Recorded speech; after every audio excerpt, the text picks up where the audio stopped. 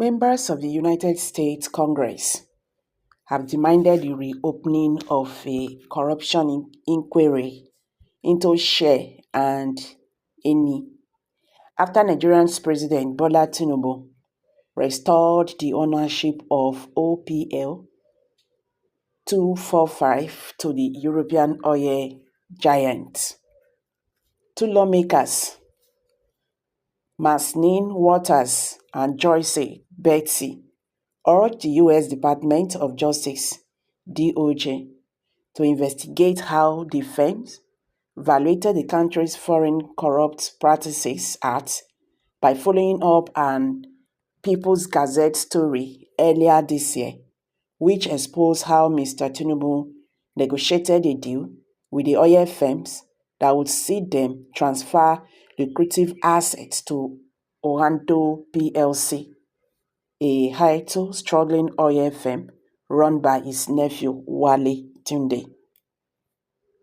The lawmakers of Financial Service and National Security Committees emphasized that the U.S. law also prohibits citizens and entities from bribing foreign government officials to benefit their business interests. We write to urge the Department of Justice (DOJ) to reopen a Foreign Corrupt Practices Act (FCPA) in brackets investigation into the Shell and any regarding their 2011 purchase of the right to oil prospecting license OPL 245 and one of Nigeria's most lucrative oil fields.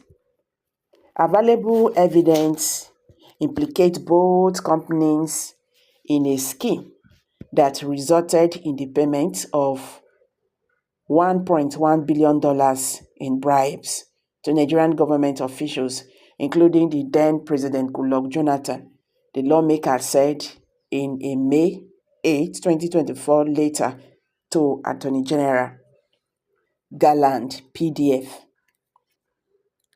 The lawmaker said estimated losses from the controversial 2011 deal had been placed at over $6 billion, while above Nigerians' annual health and education budgets.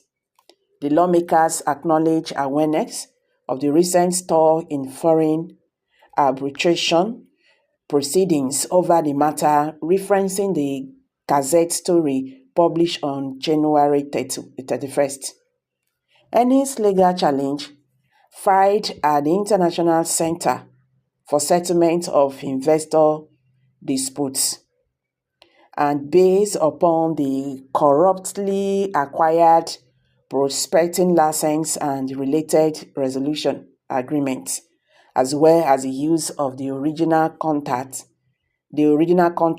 in arbitration proceedings, constitute further violation of the FCPA. The ICSID proceedings are currently suspended until May 23, 2024, with the agreement of the parties suggesting that a settlement is being negotiated. Allegations have been made in the Nigerian press of further corruption relating to a settlement, the lawmakers said. Share and Eni, both registered with the U.S. Securities and Exchange Commission (SEC), continue to profit from the deal in violation of the FCPA. A reopening of the case would further illustrate the U.S. commitment to aggressively pursue foreign bribery cases as started in the U.S. Strategy on countering corruption and reaffirm its pledge to fully implement the OECD Anti-Bribery Convention.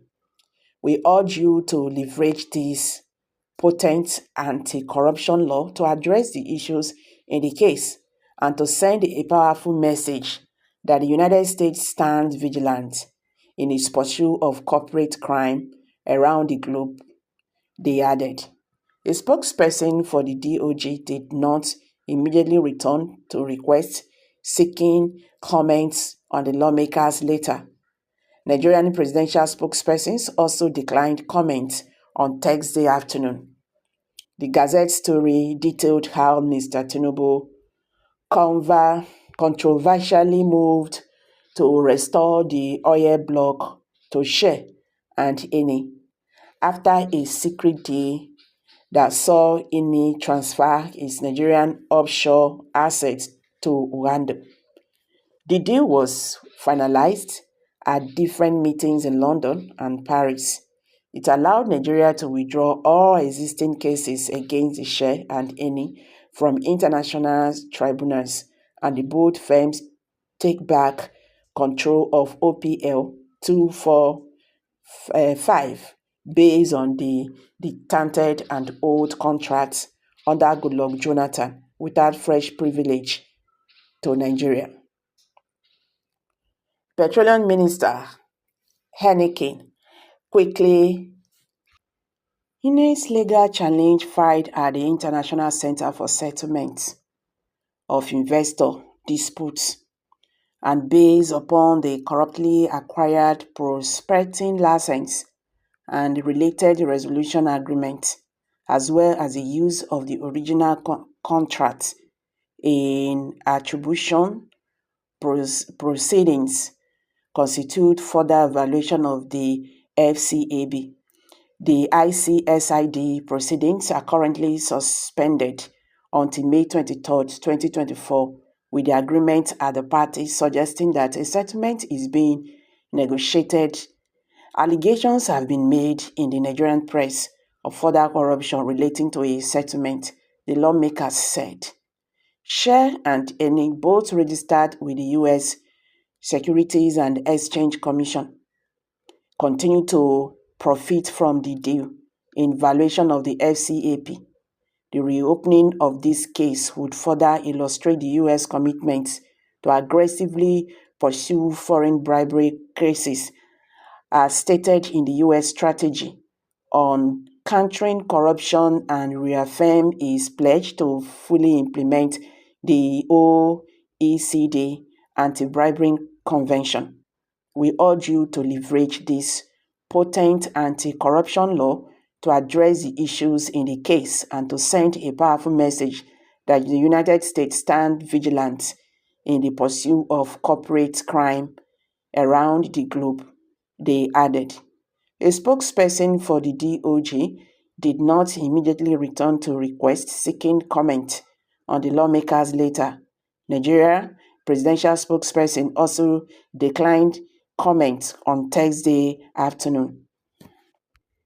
Ine also denied any valuations in his discussion with the Tinubu administration to retake control of lucrative oil field offshore Nigerian waters. A year into the administration, Mr. Tinubu has continued to draw corruption controversies. Earlier this year, the government admitted awarding a massive infrastructure contract to a firm controlled by the president's son, Shey, and his long-time ally and convicted money launderer, Glibert. Glibert. So guys, what's your take on this? Let's hear from you. Kindly drop your comment below the comment section.